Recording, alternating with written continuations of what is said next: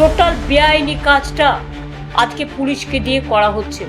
আমি জানি না, আমি একদিন এই পুলিশের সাথে কাজ করেছি, তাদের প্রতি আমার অলবেজ শ্রদ্ধা আছে, কিন্তু পুলিশকে দিকেই তো আজকে ভয় দেখাচ্ছে এমএলএদের, ভয় দেখাচ্ছে এমপিদের, পরিবারকে ভয় দেখাচ্ছে, ইডিকে দিয়ে ভয় দেখাচ্ছে, সিবিআই কে দিয়ে ভয় দেখাচ্ছে, আইসি গিয়ে গাড়ি নিয়ে গিয়ে বলছে কোথাও কোথাও আমি শুনেছি, হয় বিজেপি যা বলবে সেই দলে চলুন, তা নাহলে জেলে চলুন। এটা বলা কি পুলিশের রক্ষা কবচের মধ্যে পড়ে, না পুলিশের কোনো আইনের মধ্যে পড়ে? টোটাল বেআইনি কাজটা আজকে পুলিশকে দিয়ে করা হচ্ছে, যার জন্য রাস্তায় এত ট্রাফিক জ্যাম, মানুষ ঘন্টার পর ঘন্টা আটকে থাকে, সেদিকে ভ্রুক্ষেপ নেই। আমি গঙ্গাজল ঘাটির আশা কর্মী, যেভাবে তিনি মারা গেছেন, বিজেপির এমএলএদের ঔদ্ধত্য, বিজেপির নেতাদের অভদ্র আচরণ, অসৌজন্যমূলক কথাবার্তা যা দেখছি, আমার কথা ছেড়ে দিন, আমাকে তো কুকথা অকথা বলতে ছাড়ে না। যদিও তারা জানে যে আমি কোনোদিন এক পয়সা মাইনে পর্যন্ত নিইনি, আমি আজ পর্যন্ত এক পেনশন পর্যন্ত এক পয়সা নিইনি, আমার বইয়ের রয়্যালটি দিয়ে আমার চলে, কিন্তু সেই রয়্যালটিটাও এবছর আমি পাইনি। নিশ্চয়ই বিজেপির ভয়ে তারা মুখ বন্ধ করে বসে আছে। মানুষ বই কিনেছে বই মেলায়, সে টাকা আমাদের লোকেরাও জাগো বাংলা স্টল থেকে দিয়েছে, কিন্তু আজ পর্যন্ত আমি পাইনি, কারণ নিশ্চয়ই এতে কোনো খেলা আছে। আমাদের তো ব্যাংক অ্যাকাউন্ট থেকে শুরু করে সব ফ্রিজ করে দিয়েছে। বিজেপির কত অ্যাকাউন্ট আছে, সেন্ট্রাল কোষাগার, রাজ্যের আলাদা কোষাগার, ফন্টাল অর্গানাইজেশনের আলাদা কোষাগার, এমনকি আরএসএস রেজিস্টার্ড নয়। আমি ভেবেছিলাম তারা কখনো মুখ খুলবেন, তাদের কোষাগার, ফরেন থেকে তাদেরও মানি আসে, কই তাদের তো এফসিআর এ আটকায় না, খ্রিস্টানদের মানি আটকানো হয়, অন্যদের আটকানো হয়। আমরা ফরেন ফান্ড নিই না, কাজেই ফরেন ফান্ডের সাথে আমাদের যোগাযোগ নেই, তাই আমি কথা বলতে পারি। অনেক পার্টিই নেয়, তারা নেয় নিশ্চয়ই তারা কোনো আইন করেছে বা কিছু একটা করেছে, কিন্তু বিজেপির যারা শাখা সংগঠন তাদের তো কোনো আইন নেই।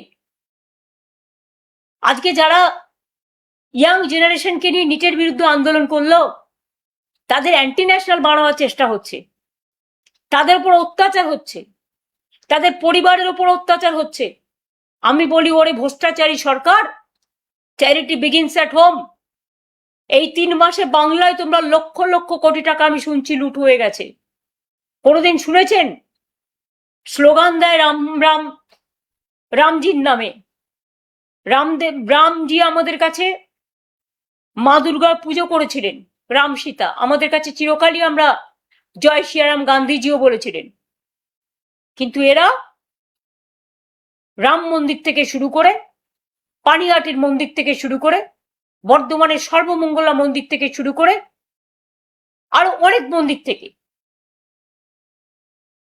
বেনারস থেকে শুরু করে, মধ্যপ্রদেশ থেকে শুরু করে, আসাম থেকে শুরু করে প্রণামী বাক্স লুট করছে। ভাবছে প্রণামী বাক্সটাও বিজেপির অধিকার।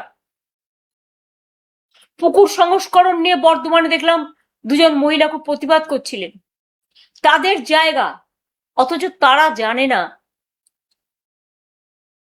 গেরো বাহিনী গিয়েও উদ্বোধন করবেন, যার তার জায়গা দখল করে নিচ্ছে।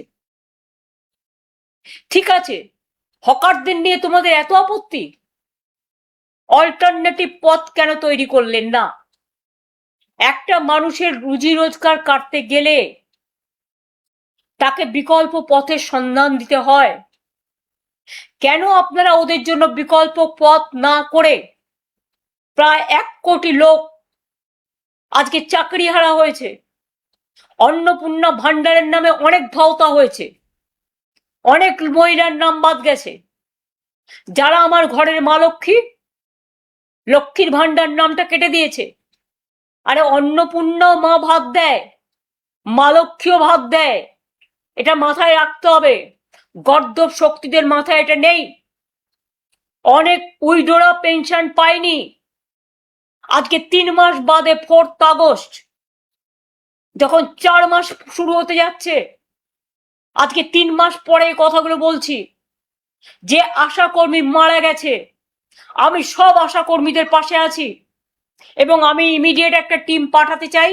আমি 2-1 দিনের মধ্যেই পাঠাবো, তাদের পরিবারের সাথে কথা বলবো। আমি নিজে যেতে চাই, আমাকে বেরোতে দেওয়া হচ্ছে না। যদিও আমার এখানে কোনো সিকিউরিটি নেই, আমার সিকিউরিটি চাই না।